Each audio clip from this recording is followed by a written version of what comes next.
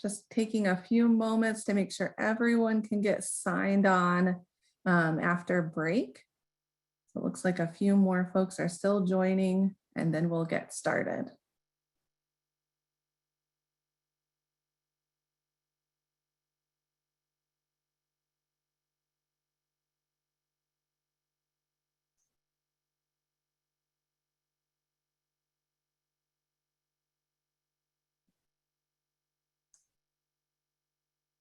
All right, so it looks like most are back from break, and thank you all for joining us for this session.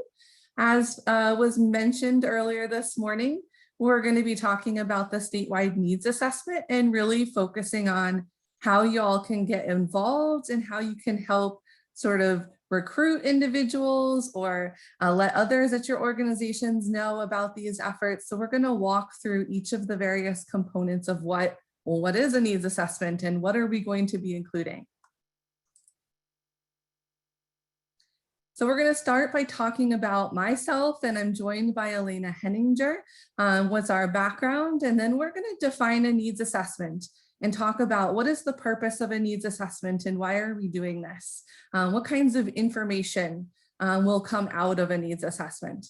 And then we'll talk through strategies for gathering perspectives. There's lots of different types of people, programs, different areas involved in needs assessment work. And we're going to talk about how to engage all of those various individuals and organizations in this type of work. And then we'll talk about how do you directly get connected. So if you're at a certain organization, how do you connect with us at ICF so that you can be included and assist with the various pieces. And we'll talk a little bit about timeline as well, so you can see just how all of these efforts are going to roll out over the next several months, so you know when to engage and how to engage with us. So I'm going to start by introducing myself. So welcome to our conversation today about the needs assessment. My name is Samantha Lowry. I'm from ICF Incorporated. Many of you may know me from the various hats that I've worn with engaging across Massachusetts. So I was the principal investigator of the 2014 needs assessment when we first worked with you all and then learned from programs across the state several years ago and helped to better understand service needs and resources you all were looking for as providers or as survivors and victims across the state. And I also have been more recently working on the development of the outcomes measurement tool. So if you're a VOCA funded program, you likely saw me through many of the trainings recently as we learned about logic models and started to measure outcomes for VOCA funded programs across the state. So you've seen me in a few different hats as evaluation director for OVC's Training and Technical Assistance Center, and then through some of my research endeavors at ICF. My expertise has really been focused on victim-based research, so infusing trauma-informed strategies throughout all of that, what we do, and ensuring that we're incorporating victim voices into research, as well as engaging with marginalized communities. So that's really where I've been focused over the last decade or so in terms of research and evaluation. I'm going to turn it now over to my colleague, Elena Henninger, so that she can introduce herself and get us started. Hi, everyone. My name is Elena Henninger, and I am the co-principal investigator for the needs assessment. I echo much of what Samantha said. We have the same interests. My area of expertise is also in victim services and victimization research and evaluation. And I've worked with several other states on similar needs assessments, and I'm very much looking forward to working with the victim service community in Massachusetts. So we can dive on in, Samantha. So for those of you who are unfamiliar with the term, a needs assessment is just a systematic way of collecting information about what a community needs. And the purpose is to understand people's needs and experiences with a specific topic, identify strengths, gaps, and challenges associated with that topic of interest, and then figure out how to maximize those strengths and address the gaps and challenges that were identified through the needs assessment. So you can go to the next slide. So why are they helpful? In this study, we're focusing on victim service needs. And through the needs assessment, service providers, victims, and survivors will have the chance to share their experiences and perspectives providing and receiving services throughout Massachusetts. This is a statewide needs assessment. Through the needs assessment, we'll be able to identify strengths, gaps, and challenges in victim service provision. And then we'll share that feedback with everyone, with service providers, victims, survivors, MOVA. And our goal is to turn that data into action, for example, by informing funding decisions or policymaking throughout Massachusetts.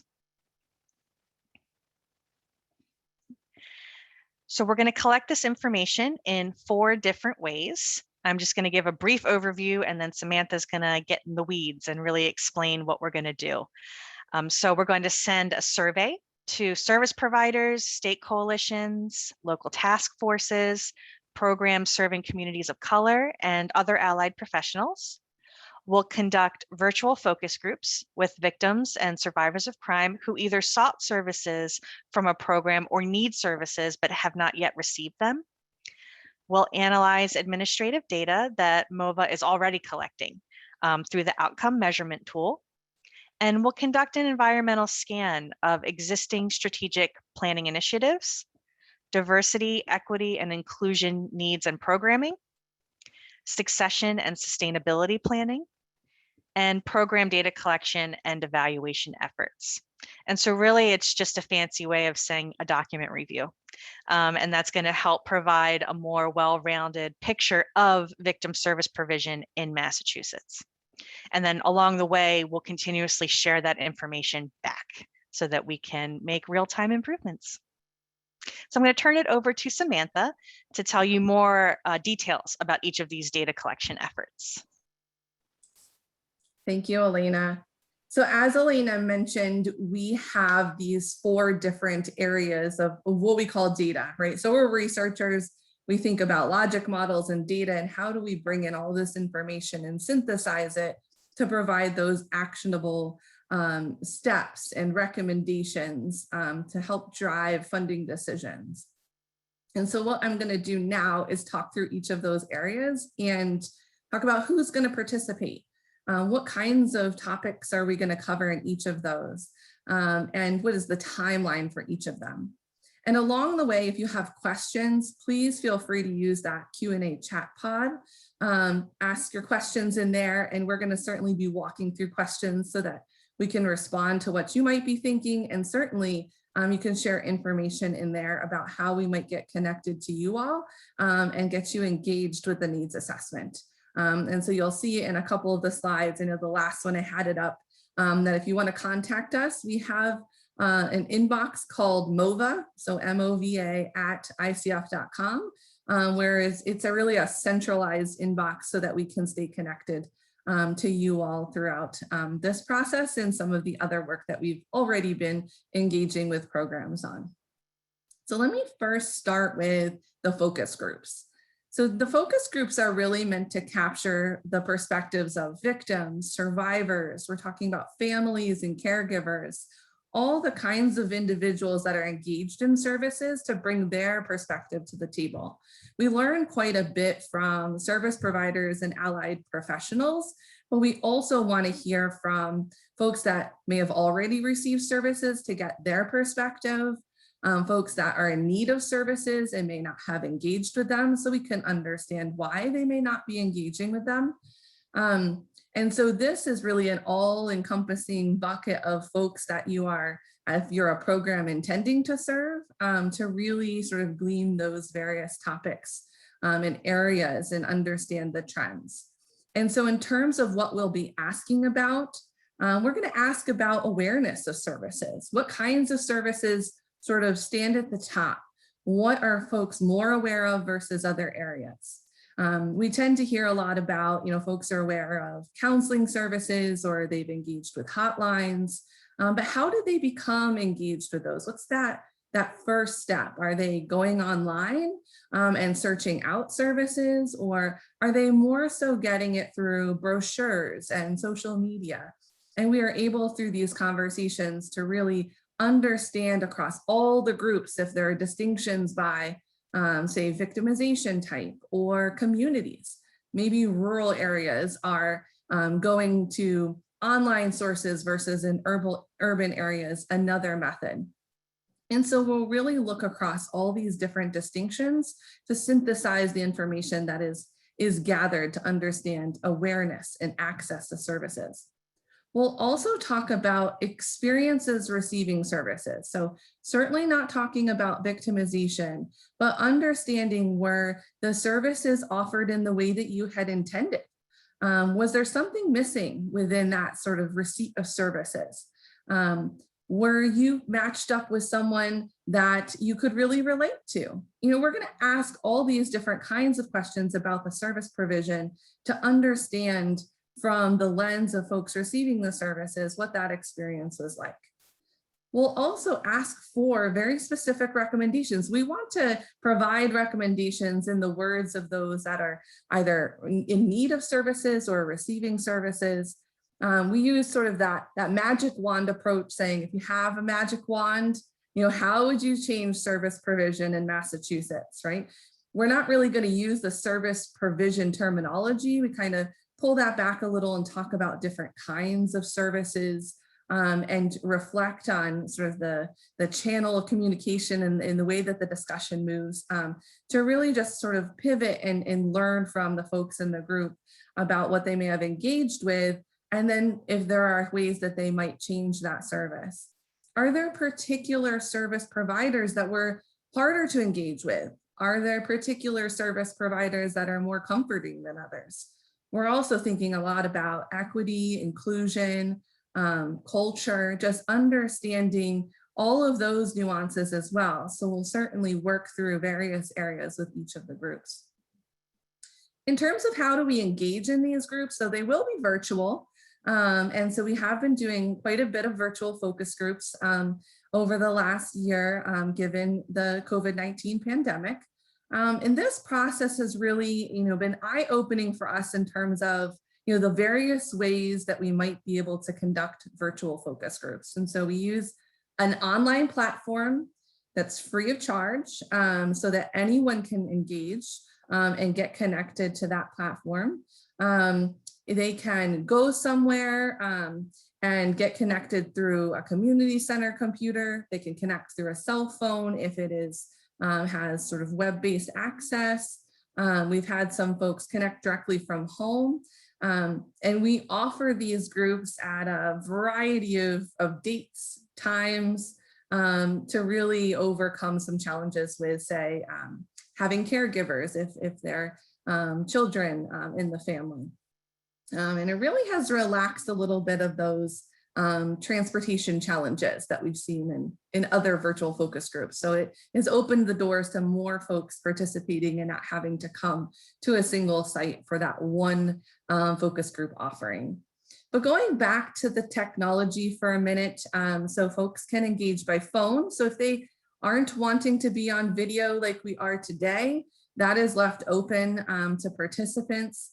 We certainly have folks that don't even come off mute to share perspectives. So they can share verbally within the focus groups. They can use chat features to privately share their perspectives with just Elena or myself rather than the whole group. So the virtual platform has really opened the door to many different ways and sort of addressing some of those comfort barriers with participating in a group discussion about their experience. And so we've engaged in this for the last year and just really learned about the process, but we have an ability to pivot. So the other part that I wanted to share was we call them virtual focus groups, but if that's not the right setting for someone that would like to participate, we can certainly offer an interview to those individuals as well.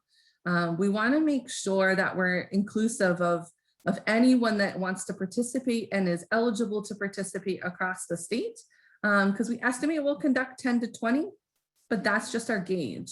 And so we really want to be able to, if there is a language that needs to be accommodated, then we'll certainly, figure out if that's best through an interview or how might we offer this particular set of data collection for that particular individual. And so again, just pivoting to figure out what the needs are of the participants that want to engage in this study. And Samantha, we actually have 2 questions, and both of them are about the focus groups. Perfect. So I thought this would be a good time to call those out. So the first question was, what techniques will the team use to try to do things like focus groups with survivors or victims who are not in settings where they can traditionally participate in activities like that? And he's thinking prisoners, folks in mental health facilities or similar facilities.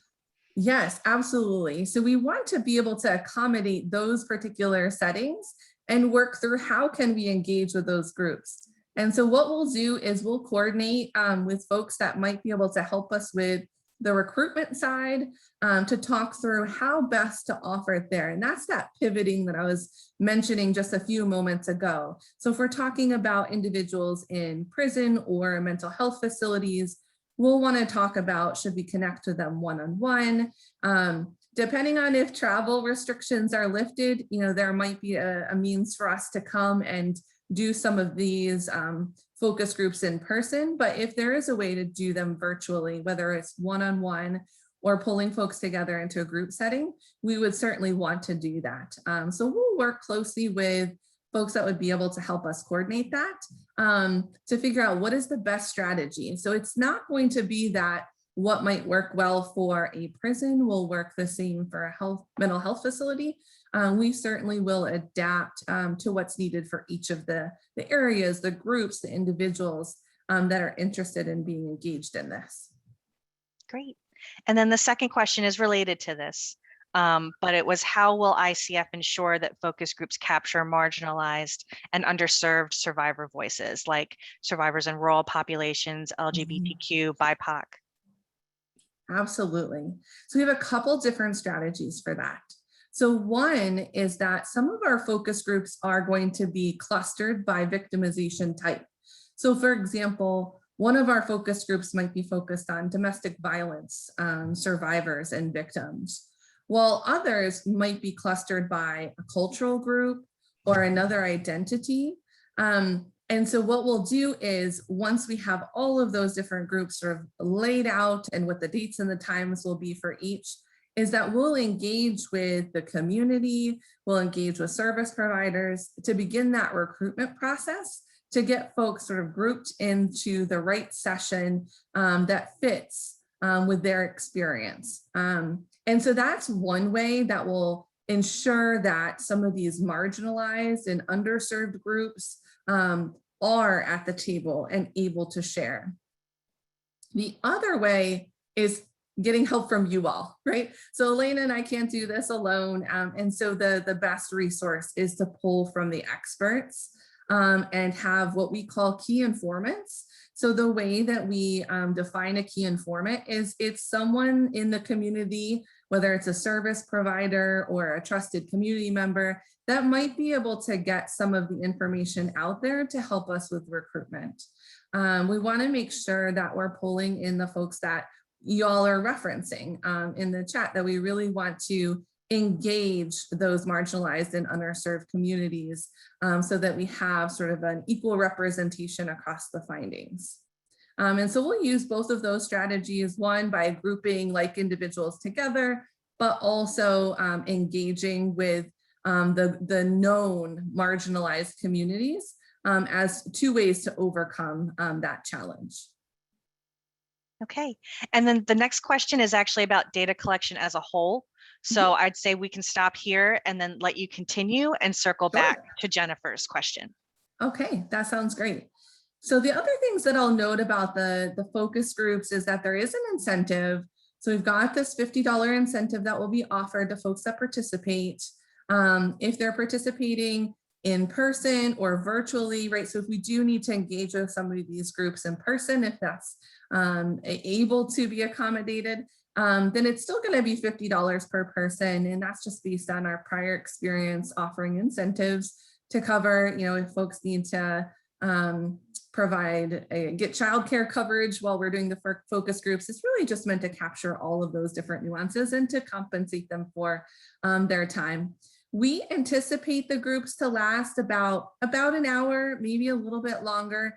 It really is based on how the flow of the conversation goes. We usually anticipate an hour, and then we're not going to stop folks from sharing insights with us. So if they sort of keep wanting to share and participate, we'll go beyond that hour to make sure we capture all of the topics that they want to cover to be very inclusive of their recommendations. And so it's kind of a ballpark, but it can go a little bit shorter, a little bit longer. It also depends on how large the group is. So we're estimating that we'll do 10 to 20 groups in total. And within these groups, what we've learned in virtual settings is we really want them to be 5, 6 people big. Engaging in this kind of conversation and being able to get the depth of what we need in those conversations requires us to have a smaller group, where in person, it's a little bit easier for us to navigate conversations to where we could have 8 to 10 people. But for virtual, we found that 5 or 6 is a better number to aim for. So you will see a little bit smaller groups than you may have experienced before. And then we'll also be offering them in various languages, and the languages are very much driven by the participant pool. So based on who engages with the study, we'll start to see the languages that need to be offered.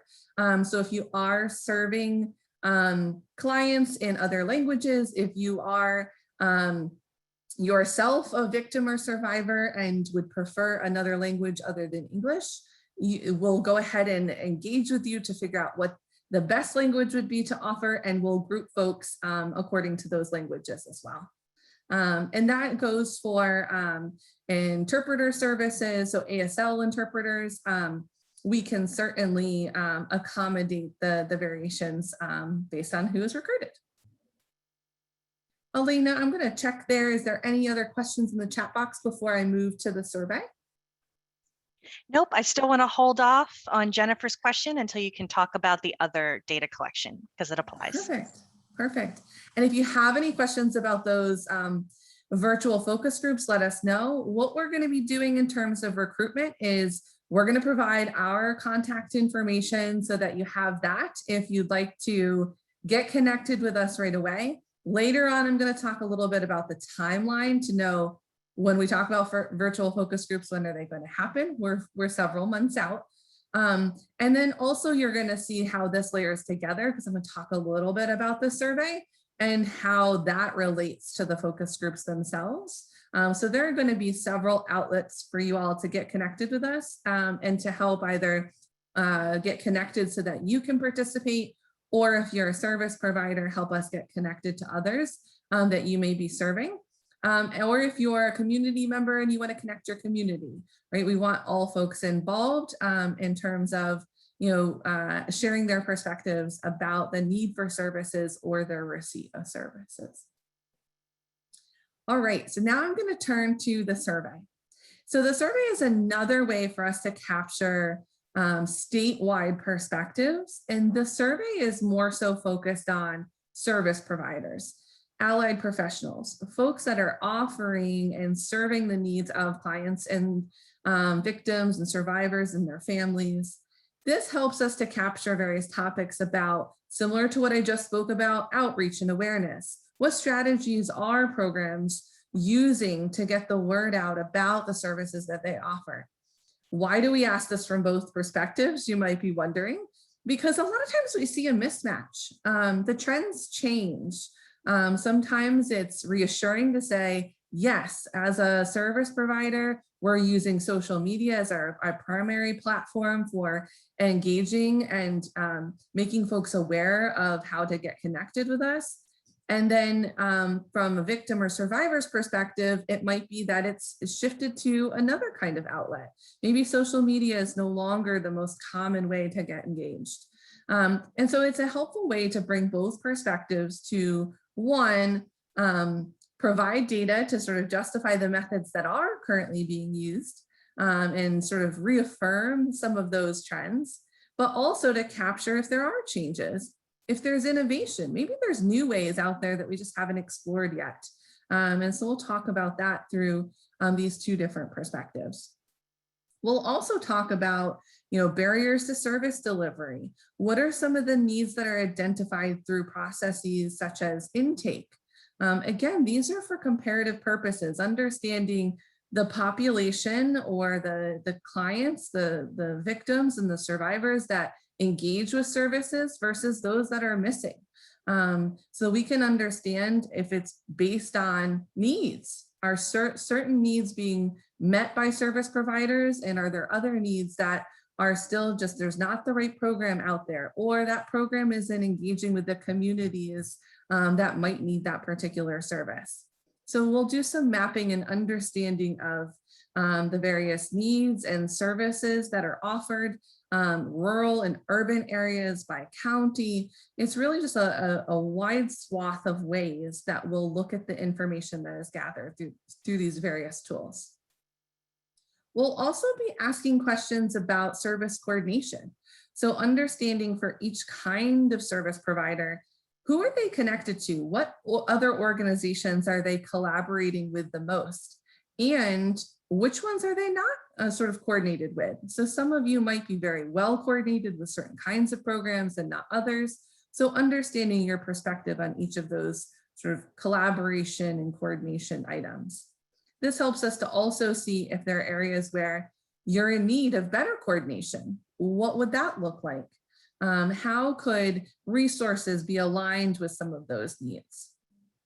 We'll also talk about cultural competency and thinking about some of the other areas that we covered in the virtual focus groups in terms of, how are you addressing language? How are you addressing all of these various forms of culture to make sure that your programs are inclusive? So we'll talk a lot about cultural competency and sort of all of the variations of that. And then understanding the strengths of organizations, understanding what services are available. What do you think you're doing really well? Where are there places that you're really looking for additional training or technical assistance, or you feel like you want to move in that area? Thinking back to the strategic planning that a lot of programs have engaged with, reflecting on what has been themes or major steps that are coming out of that plan and what's needed to take those steps. We're going to pull some of that out of these various areas within the survey. And then again, similar to the victim focus groups, we want to make sure we get your recommendations as providers. Knowing that, the findings from this very much help us to see what's offered across the state, what's needed across the state, where should funding be focused. We want to gather your recommendations so that we can see as providers, as victims and survivors, what's sort of bubbling to the top? What's a priority? What is a major service gap? What do you just not have the funding to do, but it's absolutely necessary to be successful in your work? That's what we're looking for through this particular data capture. And then, as I mentioned at the very beginning, this is not the first time we've done a needs assessment in Massachusetts. So we did one in 2014. And so a lot of what we'll be doing in terms of capturing the items here, if you were a provider or a survivor that engaged in the study back in 2014, you might see some similar questions. And that's for us to check in and say, y'all made these recommendations back in 2014. How are you feeling about that particular area now? Has that gap been addressed? Are there new challenges that you're experiencing as a provider that you weren't experiencing back in 2014?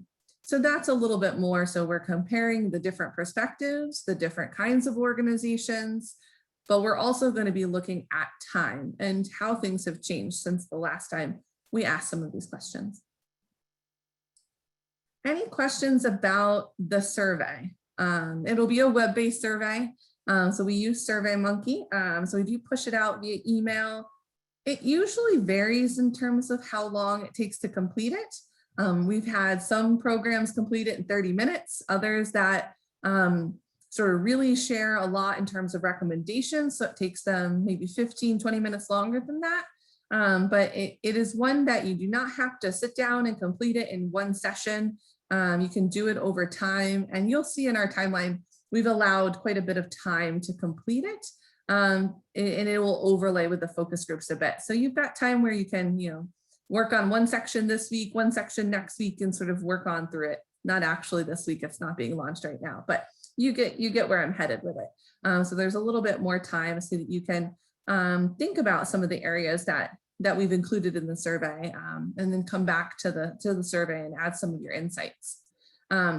Also, in terms of participation, so each organization can have more than one individual participate in the survey.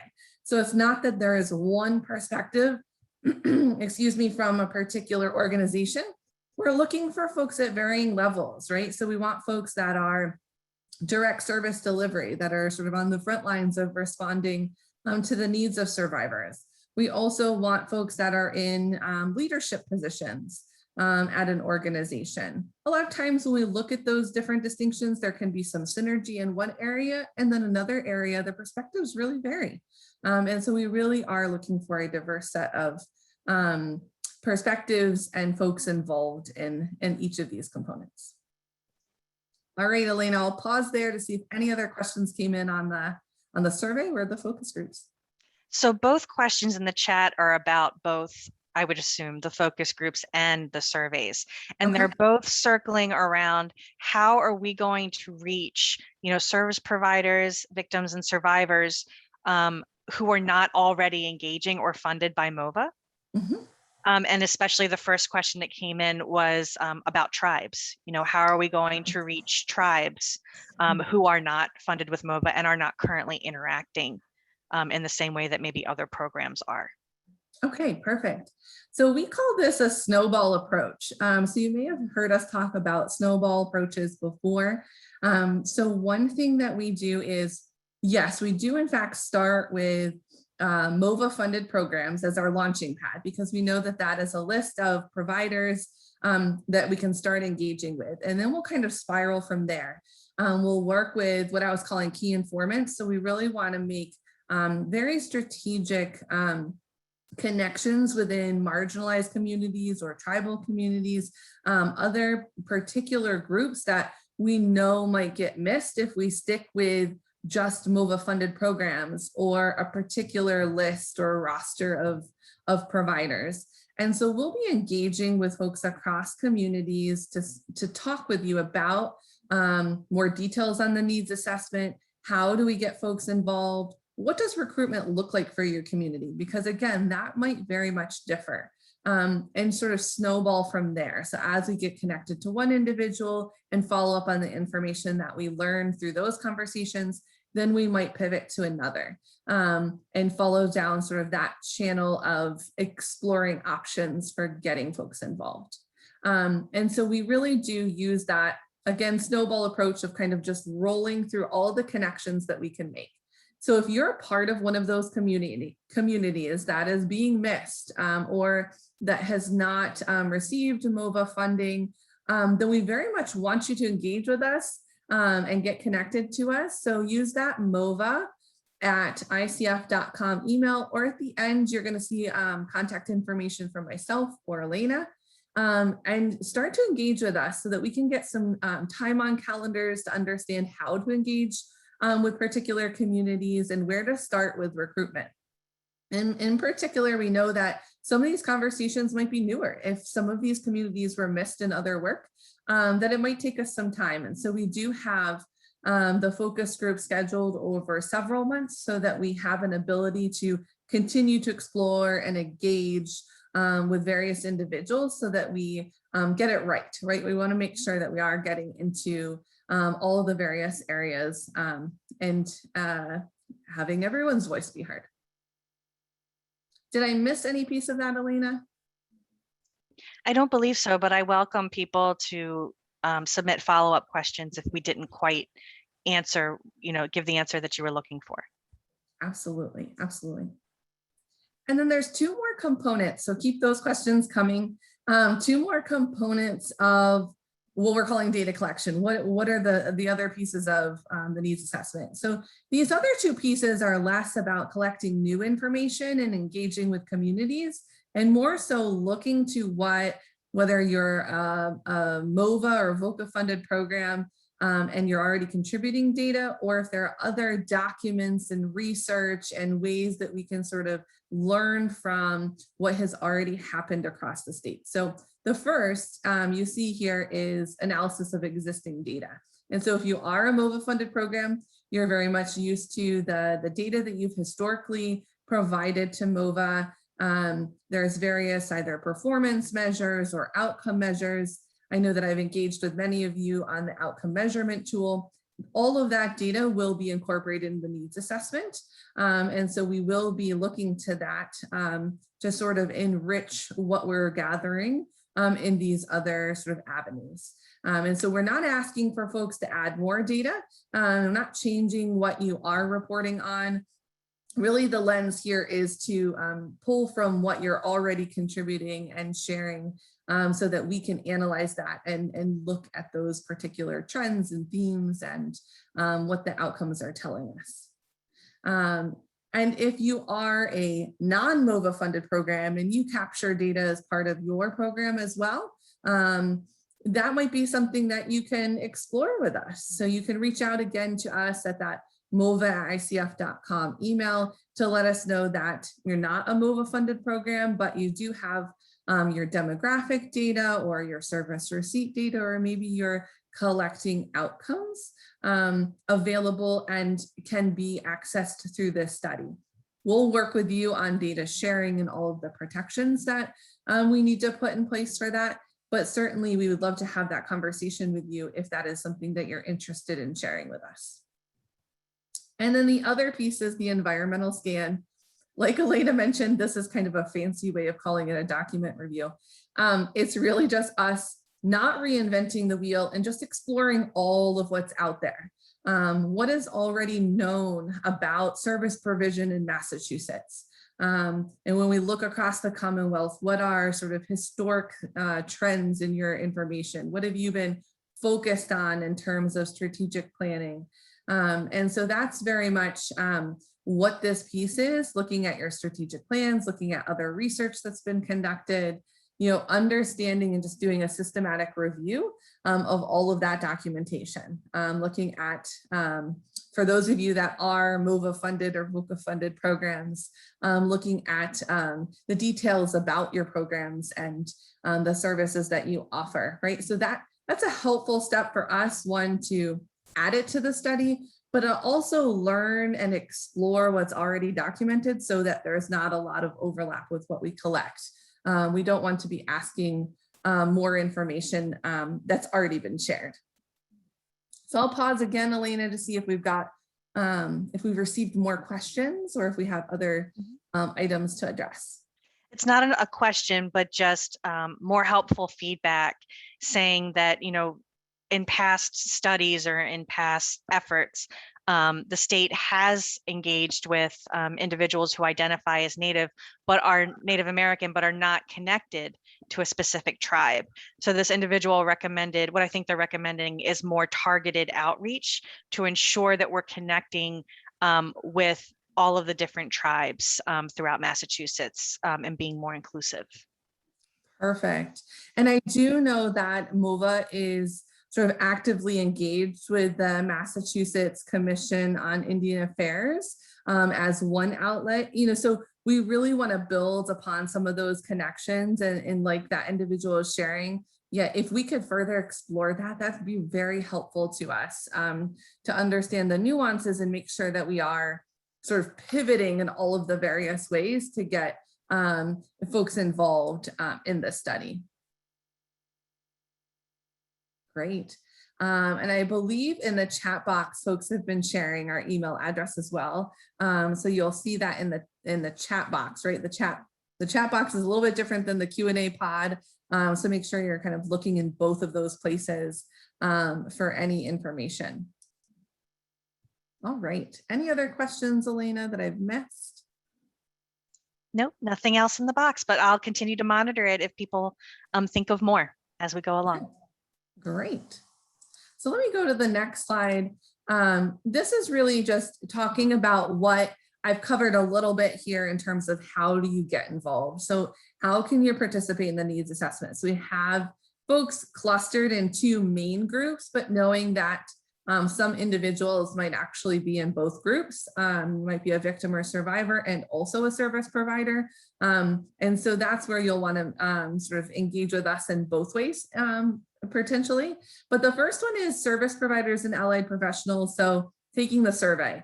That's what we're really hoping that you'll do, is that you'll engage with us through the survey, but then also helping to facilitate the connections and the recruitment steps to victims and survivors. Now, we're not saying that you have to go out and figure this out all on your own in terms of how to get your clients and the folks that you work with engaged with us.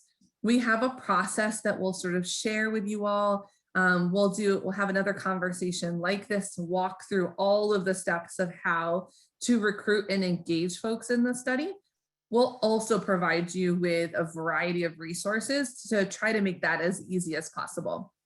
So taking the survey is sort of the first step where you can engage there. And then at the end of the survey, there's a sheet, we call it a collector, where you can share your contact information and let us know that you want to be involved in recruiting and passing along clients, recommending clients to the study for inclusion. And so there is that particular step. But then there's also information that we'll pass out to all programs that we've become connected to, whether we're exploring and making those connections on our own, whether they're from lists of MOVA funded programs. There's kind of these variety of perspectives as we shared. And so we'll engage with folks to pass along resources about, okay, how do I answer the purpose of these focus groups if I'm talking with a client about your study? We'll define all of that. We'll give you an FAQ to walk through. If you get asked this question, here is a sample answer. What should participants expect if they're coming to these virtual focus groups? We'll share all of that information so that you have that at your fingertips when you're recruiting. We'll also provide you with sample emails or information about how to mail out a flyer, those kinds of things, so that you also don't have to sort of reinvent each of those different narratives. We'll share those with all folks involved so that you can use that in this process. And then you might be thinking, how do we know if folks are eligible? How do we layer in those protections of, making sure that folks that are involved are in a safe space for sharing? And so through some of these engagements, we'll sort of get into the weeds with the processes that we use to make sure that the conversations are confidential, that there are anonymous ways to participate, and walk through all of the ins and outs of ensuring that participation is with us and only us. Another example is ensuring that we don't have a blend of, say, abusers and victims in the same space, right? So we don't want to put flyers out in the community that aren't going to the right individuals. We want to make sure that we've sort of gone through these steps and processes of making sure that everyone that's in the group is what we call eligible.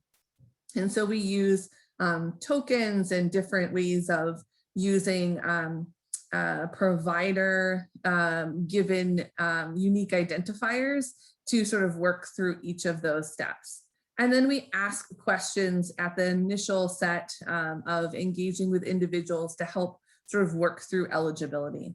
And when I mean eligibility, it's simply about being a survivor, a victim, a caregiver, that type of language. It's not at all reflective of demographics. There are no boundaries in terms of demographics that makes an individual eligible or not. It's more about those other pieces. And then right now, we're primarily aiming for folks that are 18 years of age or older.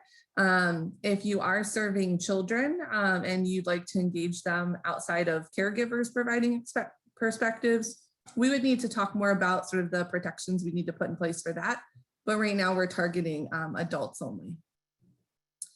And then for the victims and survivors perspective, again, so if you fall into this particular group, we want you to participate in the focus group. And so there'll be more information coming about how to engage. You can certainly reach out to us to get connected already so that we can share back information about dates and times once those are all set and available. And so certainly participation, but then as Elena mentioned, referring folks to the groups as well. So if you have other individuals in your community that would be eligible to participate, referring them to us as well. If you have family members, referring them. So really utilizing your networks as well to engage in the study, to make sure that we have sort of a variety of perspectives included. So really our plug here is share your expertise, make recommendations for improvement. We really just want everyone and as many individuals as possible to get engaged and to really just garner the support across the state to make sure that the study really has a comprehensive view in each of these areas and can show what the true recommendations are and next steps are for the state. All right, Elena, I'm going to pause again. Do we have any questions in the chat box? We do. They've already been answered, but I wanted to make sure that everyone heard or saw them in case you weren't monitoring the chat. One question was, can everybody who's in this call today be invited to participate in the survey? And the answer is yes. We have the attendee list and we can send that out to everybody. Another question was, can we post the slides so that others can share them? And of course, the answer is yes, we can do that. Also wanted to share that we are recording this webinar and we can share that in the next few days. And again, as well as the slides. And one more question just came in. So will information collected from providers be used in funding decisions? Absolutely, it is a driver behind recommendations and that leads to funding decisions. And I'll say the caveat there is that, the way that we're engaged and why we're here to help gather those perspectives is to be able to create sort of the main themes, that synthesis across all of the information that's received. And so the other piece of it is it's confidential. And so when you are sharing, it's not that our aim is to tag it to a particular organization or an individual, it's really to look for those trends. And so when we share back the report and the information to MOVA, that's going to be that synthesis without the identities of the organizations that participated, the individuals that participated. That is all stripped and left to just myself and Elena and our team. And so that is one caveat I'd add there. Certainly, if there's a perspective that you want to be highlighted, that's a different kind of conversation that we can have. We do pull quotes. For example, if in a recommendation or in a focus group is where we pull quite a few quotes, if we really want to highlight that because it just speaks very clearly to a finding or a recommendation and can articulate from someone's perspective what it is that they're sharing, we do ask individuals if we can go ahead and share that quote. And so we won't tag your organization at any point without permission to do so. So hopefully that answers the question, but if I didn't touch on all the points, let me know. But we certainly have all these various ways to engage and to make the information useful moving forward. The other pieces I'll share is that the information will be shared across the state. And so as you may have experienced, MOVA does disseminate publicly the information that they gather from studies like this. And so the report will be made available. And so all of that sort of in terms of the trends I've been talking about, the recommendations, that will all be included in the report and through various perspectives. We do, I'd call it filtering of information. So if you look at this particular group of organizations, here's what they're sharing, or this particular group of organizations, here's what they're sharing compared to the other. So we do look at the information in several different views. All right. So let me talk about timeline next, but keep those questions coming. So timeline, so getting started now in terms of introducing the needs assessment, it's coming. We're just getting started. The survey, we really want to start layering in the next few months. So starting around that May, June timeframe. So knowing that you'll have several weeks to complete. If you are a service provider, allied professional, you'll get that initial email, and then you'll have several weeks to really dive in and share your perspective. It's something where, you know, if the beginning of May is not a great time for you, you can certainly let us know, or just expect that you could take it in June. So there's a good amount of time there to gather your perspective. We just want to make sure that we can get as much from you all as possible, but being mindful of other deadlines that you might have, and other places that you might be sharing information. So we tried to put a lot of this information between other due dates for at least the MOVA funded programs. So knowing that MOVA funded programs have due dates in April and July, now you know where we got the May and June. So we really try to layer all of the timelines together. And then along the way, I put in here June, July, because Elaine and I are really ready and eager to get started on the environmental scan, but this is just a launching pad. We'll be doing that throughout the process. So that's the document review, looking at what's out there. If you have information that you want to share with us, if you have a really great report that is reflective of your program or research that you conducted, send that our way. We'd love to include that. So that's certainly something, an open door to more information. And then in terms of the virtual focus groups, because there's that layering of recruitment, we want to allow enough time for you all to engage with us and either share through the survey that you'd like to recruit and send folks our way, or if you'd like to explore ways to get clients that you served involved, or your community is involved. Virtual focus groups would be happening more so at the end of summer. And so thinking about over the next several months, being able to engage with us in terms of how do we do this, how many people, when you think about the sheer volume of service providers across the state, there might be 200, 300 providers. If everyone refers one individual, we are way beyond our numbers. So we're not talking about large quantities of individuals. It's really just about diversity, making sure we hear from folks all across the state, all different kinds of communities. And so that's captured more in that August, September, October timeframe. And then just ongoing support. We're going to be sticking around for a while. So we're working on a few different things.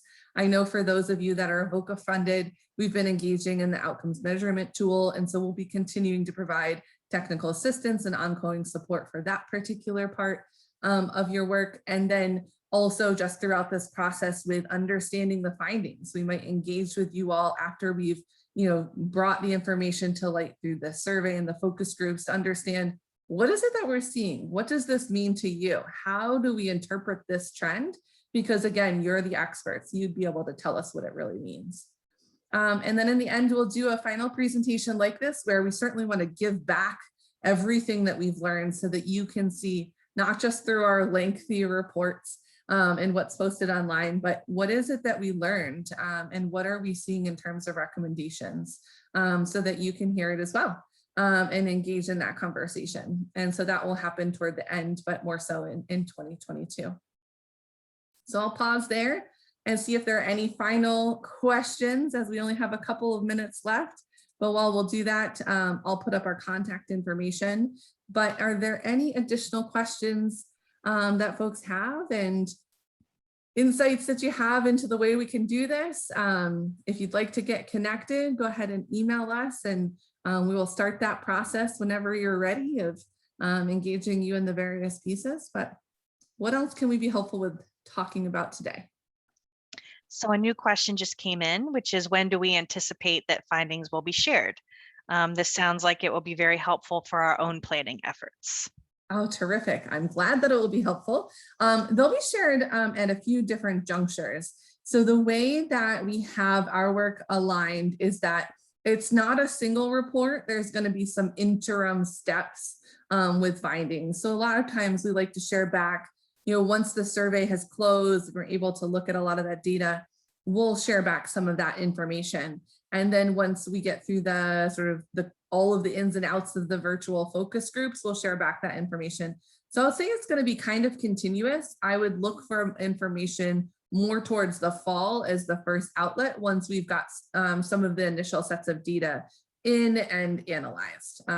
But it's not going to be that you have to wait until the end of 2022. That is just far too long, too much time from when we capture it to the very end. So it will be over time. We have one person that said they're very glad to hear that. Oh, good. And then one person that gets our common question, what does ICF stand for? That is a common question. And actually it stands for nothing. So it is just ICF.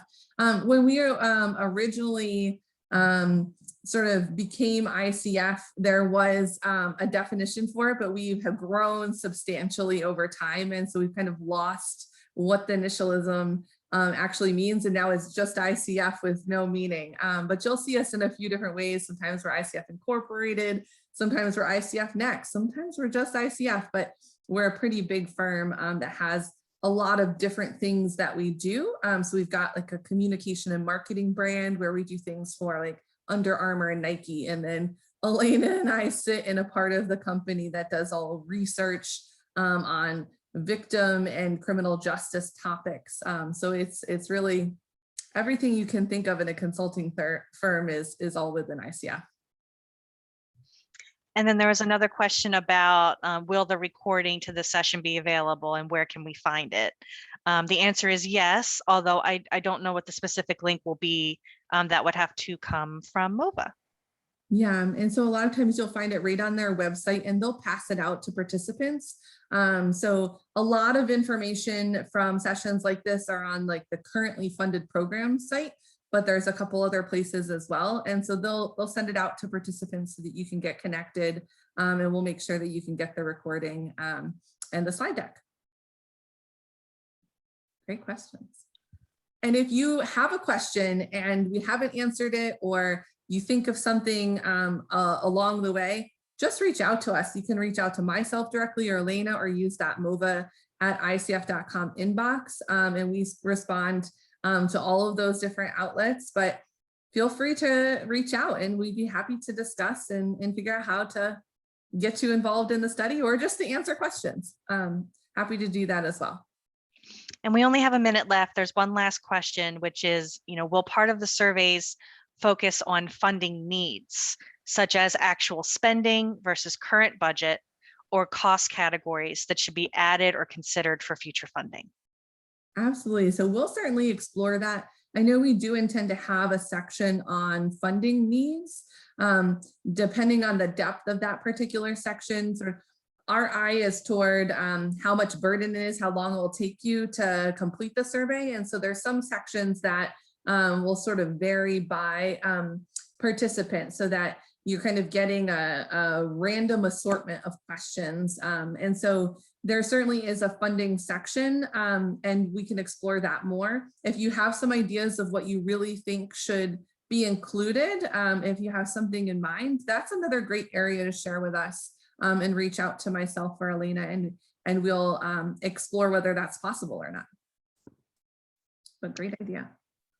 And I just want to clarify that the recording will be posted to MOVA's YouTube channel, to MOVA's website, and MOVA is also going to share the link directly with everyone who participated today via email. Great. Thank you for that clarification and all of those various outlets. All right. Well, then you've got our contact information. It sounds like a lot of resources will be shared. This is not the last time you'll hear about the needs assessment, and hopefully we hear from you all. But we'll go ahead and end for today, and we look forward to engaging with you all and being able to share your perspectives through the study. So take care, and thanks again for joining today. Bye, all. Bye.